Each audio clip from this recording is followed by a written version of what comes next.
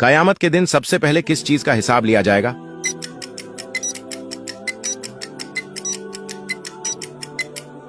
नमाज का।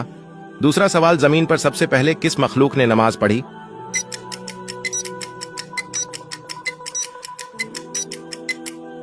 फरिश्ता ने।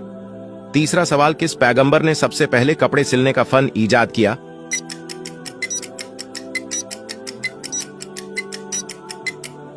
हजरत इदरीस अलैहिस्सलाम।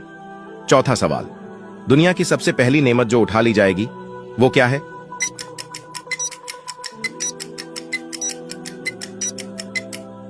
शहद। पांचवा सवाल, कौन सा फल खाने से मादे की तमाम बीमारियां खत्म होती हैं?